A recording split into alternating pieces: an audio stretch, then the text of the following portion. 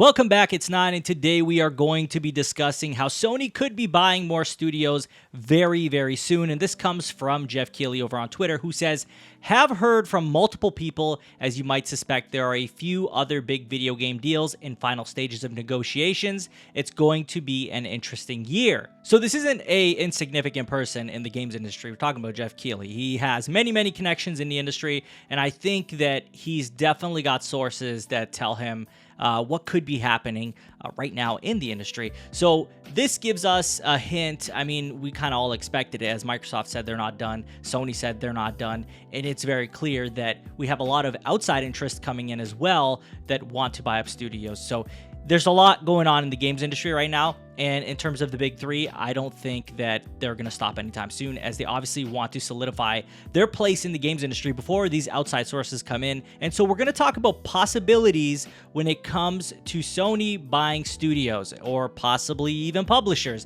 Now, granted, I don't think they need to, but I feel like they are in a position where they're going to have to do something with everything that's going on in the industry. They can't just sit still and do things the organic way, as we called it, anymore, because clearly that's not working at the time being. I mean, there's only so many studios that they worked with organically that they could buy, and I think that's kind of dried up. The only two studios I could see that still happening with is Fromsoft and Kojima Productions. But let's talk about Konami first, as this is a studio that, or a publisher that a lot of people are talking about, and everybody wants to see them be bought so those IP can be put in the right hands.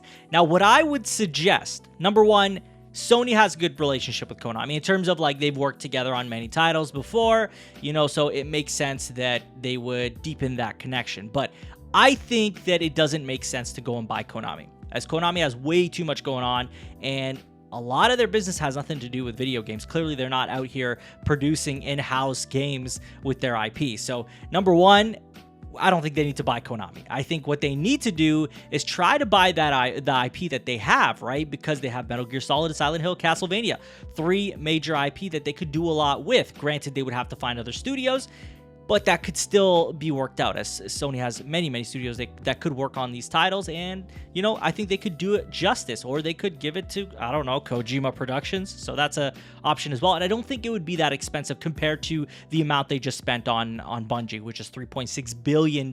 Yes. So I feel like buying those IP would be affordable, and it would be very handy for them as well. Now, on the topic of Kojima Productions, they have a very long-term relationship, right? So we got this long-term relationship. He's talented. His team's talented. They're capable of creating innovative IP, and they're not going to be as expensive as, say, again, Bungie, $3.6 billion. But I think the one problem with Kojima Productions is that Kojima probably wants to stay independent. I mean, he already did work under Konami for so long. I don't know that he wants to be bought up again. Not saying it's not possible. More so that I just feel it's probably unlikely. Now, with that said, it still, again, could just be one of those situations where they could buy these IP, then they could give it to Kojima Productions, and Kojima could work on it and create Metal Gear Solid again, Silent Hill, even Castlevania. I mean, really any one of these would work. But I do think that Kojima would be a great fit for PlayStation Studios. Again, I just don't see that happening. Now, another major company that a lot of people have been talking about after this $3.6 billion Bungie acquisition is Fromsoft. Some people are saying, why didn't you buy Fromsoft? Why did you not purchase Fromsoft when they probably would have been less expensive? And in a lot of people's cases, they believe that Fromsoft makes better games. Mind you, Sony did not buy Bungie for their IP. Sony bought Bungie for the money they bring in and for what their knowledge is on creating games as a service and all that other stuff, so they could use that. But when it comes to Fromsoft, they've worked with them quite a lot, and we know that Fromsoft is capable of making new IP that garner huge and dedicated audiences, and they make good games. Their games are really good. Elden Ring has so much hype behind it. Think about it. Elden Ring won most anticipated game year after year after year, until finally we're going to get it this month. So they're clearly capable of making great games, and they're good games, and people are really excited about them. And again, this is going to be probably one of the lesser expensive things on this list of possible acquisitions, right? But a really good one. Granted, I don't know that they'll be able to do that anyway, because, well, there could be other obligations here, or maybe they don't want to sell. So there's a lot of other things going on, but this is definitely one of those studios that could be on the list.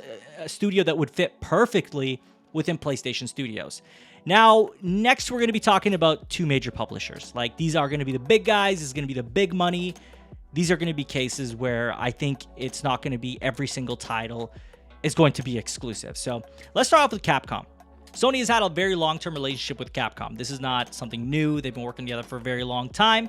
I mean, the only company that they've been working with longer is Nintendo. But of course, I don't see Nintendo getting up and buying Capcom. So this is definitely a candidate for PlayStation. I mean, they worked on Street Fighter V together, and then they also got a lot of IP, Street Fighter, Mega Man, Resident Evil, Devil May Cry, and there's a lot of other IP as well. Granted, if they did buy Capcom, I think some games would remain multi-platform, but I could also see them doing a deal where maybe some games just came to PlayStation for a year as a timed exclusive, and then it went to other platforms, or games would just stay on PlayStation and PC, and then maybe some would be timed exclusive and eventually go to Xbox and maybe even Nintendo. As we've seen, MLB clearly is now on Nintendo as well. Granted, the argument could be that that was out of their hands anyway. But the point is that if they were going to buy Capcom, I just don't see them making every single game exclusive. And it's kind of clear that with Bungie, for example, they're not going to be making any exclusives for the PlayStation as far as we know. Mind you, that can change in the future, but it's kind of written on the wall already that yes, Bungie is going to be independent and they're going to be multi-platform and they're going to decide what they want to do with their games. So I feel like Capcom would be another situation like that, but they could still keep some exclusives like Street Fighter, for example. Maybe Resident Evil is a timed exclusive and Devil May Cry as well. Now, lastly, I want to talk about Square Enix. This is the biggest one. This is the one that everyone's like, man, buy Square Enix, Sony, buy Square Enix. And I get it. I understand. They have a very long-term relationship. Final Fantasy VII being their biggest game at the time and it being on PlayStation 1, that was a big deal. That was a huge deal. And of course, since then, that relationship has grown deeper and deeper and deeper to the point that even today, we have timed exclusives like Final Fantasy VII Remake and, of course, Final Fantasy 16, Forspoken, other type of games as well in the works. So this is a relationship that makes the most sense. So this is a very deep-rooted relationship. Obviously, the IP are there, Final Fantasy, Dragon Quest, Kingdom Hearts, and other IP that some could remain multi-platform. And that is kind of the same situation as Capcom, where there are going to be games that they're going to keep on their platform, maybe timed exclusives, maybe some stay multi-platform, or maybe if they bought a publisher, they just allow them to keep acting independently, as they kind of did that with Bungie. So I don't see why the difference would be here with Square Enix and Capcom. I assume that, again, that could be a situation there, or they could keep some as exclusive for themselves. Granted, this would be very expensive. Same with Capcom. Some of these are very expensive deals. So the question is, if you're going to spend that much money, it's got to make sense. And I think Sony is looking at this at a different angle, guys. And the reason I'm saying that is a lot of people are looking at this as, all right, they got to go out, they got to acquire these studios, publishers even, and they got to make these games exclusive. But I think Sony is trying to solidify their stance in the games industry. And that means even if they had to keep some of these games multi-platform, it's more so to own something in the games industry. It's more so to create income and generate income with these big publishers and these studios. So I think in a situation like with Insomniac, for example, that made perfect sense for them to remain a first-party studio that only made games for the PlayStation, and then obviously in some cases maybe go to PC.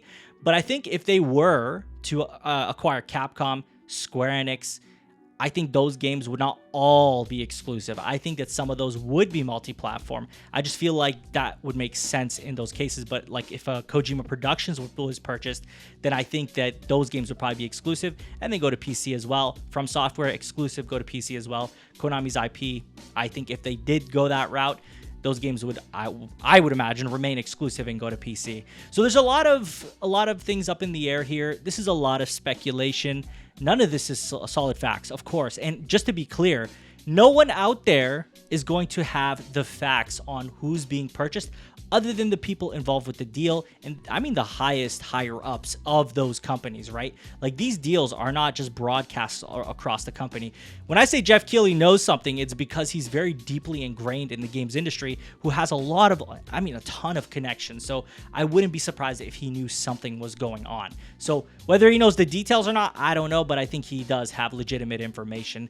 And this is just kind of what I'd like to see happen across these 5 different companies and all these different studios. I think they would make the best fit with Sony, whether it be side by side with them, or in a case of where it's Fromsoft, where Kojima Productions joining within PlayStation Studios directly, whereas, you know, like Bungie, they are considered to be sitting side by side with PlayStation Studios in their own independent thing, but still owned by Sony. It's a very interesting time we live in. I think we're going to see a lot of different stuff happening this year. I think it's going to be a spicy year. I think we're going to see a lot of surprises. I mean, Bungie was a shocker. I think Activision Blizzard was a shocker. I don't think people truly know just how big these deals can get. Whether it's a good thing or a bad thing, I don't know. But as long as it's not being bought up by Amazon, Google, Apple, like companies like that, I'm good. I'd rather be the big three if anyone's going to buy these publishers and these studios. But that's all I have for you guys in today's video. I'd love to hear from you. What do you think of all this information? What do you think of Geoff Keighley saying that there's a lot going on and there could be way more acquisitions, or there's going to be way more acquisitions with final stages of negotiations? So we're going to hear something. And what do you want to see Sony purchase? If you could pick, who would it be? Let me know in the comments, and as always, if you have not subscribed already, please hit that subscribe button, hit that notification bell to get notified about all my upcoming videos, and hit the like button. It helps the channel a ton. You can follow me on Twitter and Twitch. Links will be in the description. And share this video with a friend. I will talk to you all on the next one. Take care.